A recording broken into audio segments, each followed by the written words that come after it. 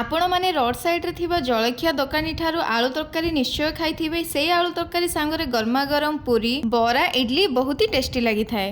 तो आज आम से आलू तरकारी को घरे बनैबा आउ सबुठ खास कथा होची बिना पियाज रसुण रे बनैबा। ताहाले चलंतु स्टार्ट करबा एही टेस्टी आलू तरकारी बनैबा। प्रथमे मु एठी नेइची गोटे कढ़ई, सेही कढ़ई रे 3 बड़ चामच तेल देई देबी। तेल गरम हे गला परे सेथिरे देई देबी जीरा गोटे चामच देई फुटेई दबा।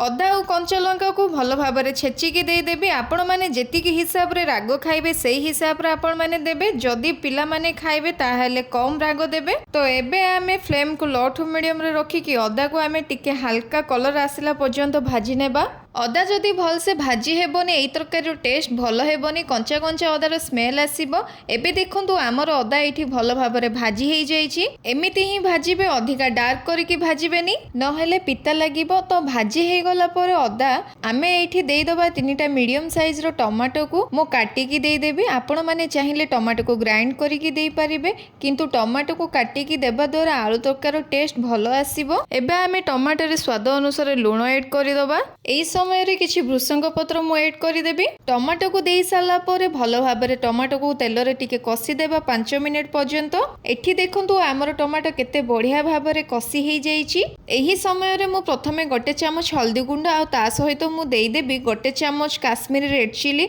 कलर भल आसीबो, राग मध्य कम रहिबो। तो ए सब देई साला परे मिक्स करि दबा। एबे सब जिनिस को मिक्स करि साला परे फ्लेम को लो टू मीडियम रे रखिके कवर करिके 5 मिनिट पई छाडी दबा, जेमिति कि हमर मसलाटा भल भाबरे कसी हेई जिवो। देखंतु 2 मिनिट हेई गलानी। एही समय रे हमें देई दबा सिजा आलू। मु एठी 500 ग्राम सिजा आलू नेइची। आलू को मु हाथ रे हल्का चकटी नेइची। चकटिबा द्वारा कोन हेबो, हमर आलू जो ग्रेवीटा अछि सेटा टिके मोटा बनिबो आउ टेस्ट भी मध्य बहुत बढ़िया आसीबो। आउ सिजा आलू को जदी काटिकी पकेबे तो ग्रेवी पतला रहिबो। एबे हमें आलू को मसला सहित ऐड करि दबा। फ्लेम एठी मीडियम रे रखिथिबे। आलू को हमें भल भाबरे मिसेई दबा। एबे हमें आलू को 2 मिनिट पर्यंत मसला रे कसी नेबा। जेते बेले आलू मसला सहित भल भाबरे कसी हेई जिवो आमे देई दबा पानी। एठी मो गोटे ग्लास पानी देइची। पानी देला परे आलू को भल भाबरे मिक्स करि दबा। जदी आपण माननकु पानी दरकार हेबो आउ आधा ग्लास पानी एठी देई देबे। नॉर्मली कोन आलू तरकारी जेते बेले ठंडा हेई जाय सेही समय रे बहलिया हेई जाय, तो आपण माने पानी टिके अधिका देइथिबे।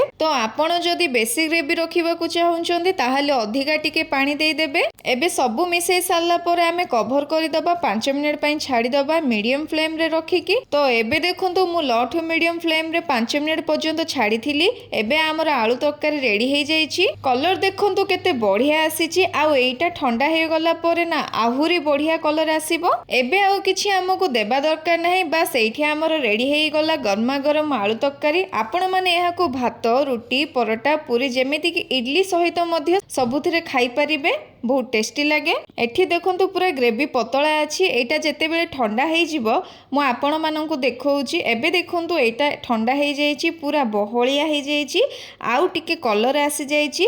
केते बढ़िया देखा जाउची। नॉर्मली जो माने बैचलर अछंदी सेमानंको पई एई आलू तरकारीटा परफेक्ट रहिबो आउ बहुत इजी आउ टेस्टी मध्य रहिबो। एबे तो गरम प्रबल होउची। एई खटा खटा आलू तरकारी को आपण माने बनेकी खाई परिबे। एई रेसिपीटी को बनेला परे एहार टेस्ट केमिति रहिला मो सहित निश्चय शेयर करिवे। धन्यवाद।